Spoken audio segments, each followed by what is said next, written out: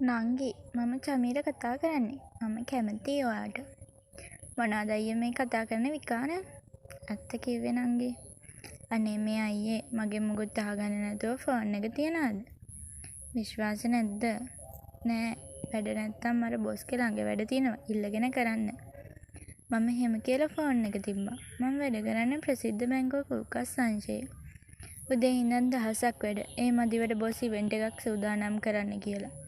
ඒකත් මගේ පිටම. මොකද මං කෑ ගහන්නේ? මගේ එහා පැත්තේ හිටිය අකීෂා. ඒ ගමන කෑ ගහන්න ගත්තා. මගේ අතිජාත මිතුරා. චමී අයියා කතා කරලා කියනවා මට කැමතිලු. සමහර විට ඇත්තත් වෙන්නේ නැති. අනේ උඹත් පටන් ගත්තද? වැඩක් කරගනින් කුණුහරුප ගන්න නැතුව. බේසර. ඊන් පස්සේ දෙන්නටම එක දිගට වැඩ. කන්නවත් වෙලාවක් තිබ්බේ නැහැ. ඔය අතරදී ලෝණංශයේ කසුන් අයියා අපි ළඟට ආවා. නංගිලා කෑවද? කොහේ කන්නද අයියේ? වැඩ ඉවරයක් නැහැ. ඒ මදිවට අර ඉවෙන්ට් එකේ වැඩේ. ඒක තමයි අරුත් කෑවේ නැත්තේ.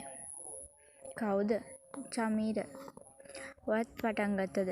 ඇත්තටම අයියේ වෙන වැඩක් නැද්ද ඔය දෙන්නට? විකාර කියවින්නේ. ඇත්තටම ඔක කැමතියි ඔයාට. මම කසුන් අයියට රවලා හක බලා ගත්තා. අයියේ ඕක පුපුරයි. ඉක්මනින් ගියත් හොඳයි. ඒ අකි මං ඒකිටත් රවලා වැඩ ටික ඉවර කරා. හවස් වෙද්දි හොඳටම මහන්සි. මායි අකී පාරට යද්දී ආවේ චමී අයිගේ කාර් එක. නගින්න. අපි දෙන්නම් පිටිපස්සෙන් නැග්ගේ. ටික දුරක් යනකම් කිසිම සද්දයක් තිබුණේ නැහැ. මොකද මං උඹලට වෙලා තියෙන්නේ? ඇයි අකී? ඇයි යන්නේ? ඇටිකෙල් කා පුගුඩෝ වගේ දෙන්නමකට වහන් ඉන්නේ? අනේ මේ උඹට කියන්නේ නෑ මං. ඒ දෙන්නත් එක කතා වෙන්නකොට මට දන්නේම නැතුව නින්ද ගිහින්. පව්වනේ මේකි. අද කෑවෙත් නෑ. එක දිගට වැඩ. කොහෙද? කිව්වට අහන එකක්ද? ඇත්තටම චමී අයියාර කතාව ඇත්තද? ඔව් නංගි මම ඇත්තටමයි කිව්වේ. මෙච්චර දවසක් මම කිව්වේ නැති තියෙන අලුකමක් නැති වෙයි කියලා. ඒත් ගයන් මෙයාට ලම් වෙයි කියන බයට හිතට ශක්තිය අරන් මම කිව්වේ. මම නම් හරි කැමතියි ඔය දෙන්න එකතු වෙනවට. ඕන උදව්වක් මම කරන්නම්. හැබැයි ගයන්ට නම් හොඳ පාඩමක් උගන්වන්න වෙනවා. ඌ ගාන්ට වැඩි. ඒක නම් ඇත්ත. බලමුකෝ. චමී අයියා කිව්ව බස්සලා මාවත් එක්කගෙන බීච් එක අයින්ට වාහනේ නවත්තා. මට හැරෙනකම් මන් ළඟට වෙලා හිටියා. මැනික නැගිට්ටද? අයියේ ඔයා මට හැරෙද්දි මගේ ඔළුව එයාගේ උරේසට තියන් එයාත් ඇස් දෙක පියන් හිටියේ. අයියේ ඔයා මොනවට ඇඩි දැන්? නෑ මැනික මං ඇත්තටමයි කිව්වේ.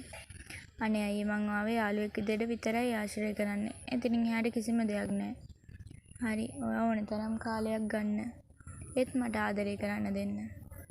එහෙම කියලා චමී අයියා මගේ උරේසට ඔළුව තියාගත්තා. අයියේ මොනවා හරි කමුද? ඔයා කාලත් නෑනේ. ඉස්සරහට එන්න. හරි. ඊට පස්සේ අපි ගියේ අපි වෙනද කෑම කන රෙස්ටුරන්ට් එකට. අපි දෙන්නම කාලේ මාමත් බස්සලා ගියා. ගෙදර ගිහින් චමී අයියාට කෝල් එකක් ගත්තා. මැනික මං ආවා. හරි අයියේ. මම වොච් එකක් දාගන්න යනවා එහෙනම්. හරි අයියේ. මාත් දැන් නිදා ගන්නවද මහන්සි. හරි good night බුත්සර්ණයි.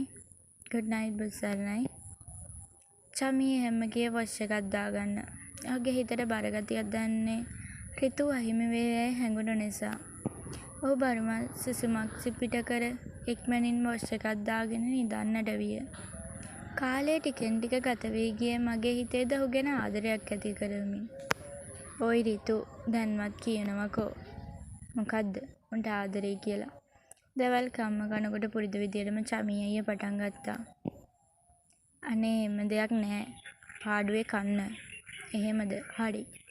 චමී අයියා ඊට පස්සේ මාත් එක්ක ඒ ගැන ආයේ කිසිම දවසක කතා කරේ නැහැ. වෙනදා හවසට මාව එක්කයි යන්න ආවත් මාව මගහැරලා ගියා. කන්න ගියත් එයා අපිට කලින් කනවා. නැත්තම් පස්සේ කනවා. කතා බහ කරන එකත් නැවැත්තුවා. චමී අයියාගේ මේ වෙනස් වීම මට දරා ගන්න බැරි වුණා. මං කතා කරන්න උත්සාහ කරත් එයා මාව මගහැරියා. මං එයා එනකම් කෑම කාරේට හිටියා කීට ටිකක් බලා ගන්න කියලා. මාව දැක හැටි චමී අයියා යන්න හැදුවා. මම ඇතින් අල්ලගෙන ඇදලා අරගෙන බදා ගත්තා. අයියෝ හැම කරන්නේ වන්ට. ඇයි කතා නොකර ඉන්නේ? ඉතින් ඔයානේ කිව්වේ පාඩුවේ ඉන්නේ කියලා. ඉතින් මම කිව්වේ නෑනේ කතා කරන්න එපා කියලා. හරි මම කතා නොකර කියලා ප්‍රශ්නයක් නෑනේ. මට ඒක දරා ගන්න බෑ. ඇයි ඒ? මාත් ආදරේ හින්දා මොඩයෝ. එයා ආයෙන් hina වෙලා මාව බදාගත්තා. දන්නවා මට අකී කිව්වා. අපෝ මේකිනම් මතක් කරා විතරයි අකී කසුන් අයියා රූම් එකට ආවා.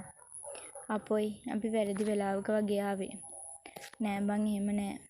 මම චමි අයියා බදාගෙන හිටියේ. දැන්වත් ඌව අතාරින්න කවුරුත් ඌව අල්ලගන්නේ නෑ. අල්ලගත්තොත් හතර දෙනාට හයියෙන් hina වෙවි කතා කර කර හිටියා. මණික මොන හොදන් යන්න. හරි. එතන ඉඳන් දවස් ගෙවුනේ හරි ආදරණීය විදියට. අන්තිමේදී අපි කවුරුත් නොදැන හිටිය රහසක් කෙලුණා. ඒ තමයි අකී කසුන් අයියත් යාළුයි කියන එක. අන්තිමේදී මේ ආදර කතා දෙක මුළු ඔෆිස් එක පුරාම පැතිරුණා.